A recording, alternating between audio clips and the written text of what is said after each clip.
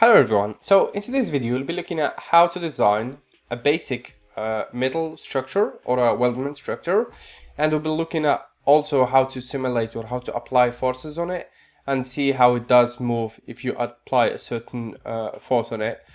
So what you're looking at here is actually the simulation after applying forces, and this is the way it will be moving. It's a little bit exaggerated and it's more than what it will be moving in the actual life, but it's just showing you how the forces are impacting the whole structure.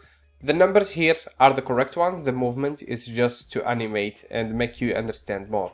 The model that we'll be designing is this one. So we'll be creating a normal square structure and adding bosses to it and chamfers, just to make the design clean and neat. Without further ado, let's jump into designing it. So to design the structure, go to new, click on part, and then click on OK. Make sure that your units are set up correctly, and let's start drafting. Select the front face, go to sketch, create the first sketch, and then create the second sketch. Voila. This first one should be 800. And this one should be 500. And then the distance from here should be 200. It can be whatever, really. You can make any dimension you want to. It does not really matter. What matters is that you follow the steps along and make sure that you're applying the same thing. Go to Weldment and go to structure. Let's go to ISO here and then select square tube and then select the size 80. Again, you can select any size you want to. For the sake of trying, you can try any one you want. It does not really matter. Create this initial structure. Let's change the background first. I like it white.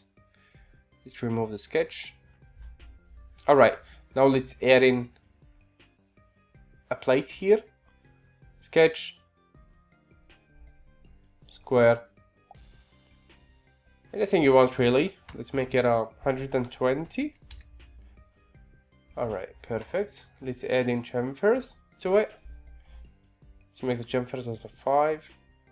Click here, click here, click here, and here. There you go. You're good to go. Go to feature, extruded boss.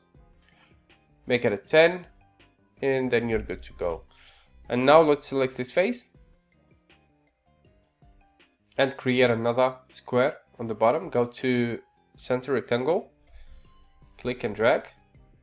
Let's make it a 200 by 200. Alright, let's make this one and this one equal, and we're good.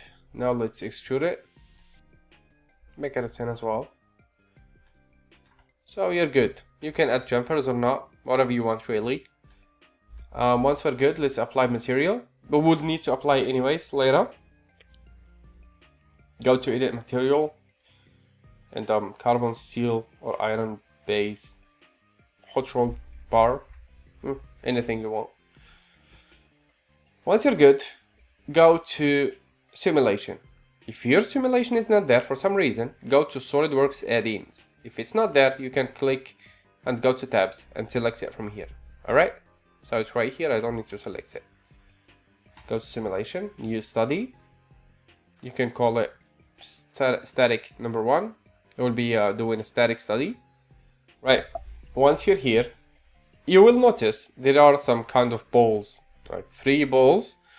This one means the end of the tube and this one means the joints. Wouldn't be interested at them right now. We can use them in another tutorial. If you're interested in knowing what's the role of these joints, just let me know. Now since we have already applied material, we don't need to do it again. Let's go to fixed geometry. So the fixed geometry that we'll be having is this one. Select the face and click on OK. Once you're good, let's go to load.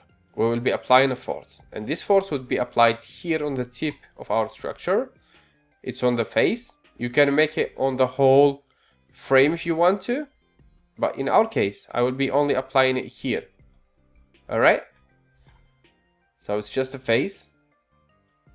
It's normal. And here you can make it metric if you want to. Let's apply 100 kilogram. Just to make it very obvious. Once you're good, make sure that your arrows are aiming down. Means the force will be applying from the top to the bottom. Once you're good, you have these green arrows, these pink arrows. Click on Run Study. And this will actually run your study. And there you go. Now you're having your stress. It shows you where the stress is appearing. And it shows you displacement. How much does this bar or this structure move? And strains. So the strains are on the bottom. The number of displacements is this one. What you're looking at here is the number of how much this bar will be moving. If you want to see it clearly, you can click on Animate and it will show you how much it will move. So this was it for our tutorial. Hope you like it and see you in the next one.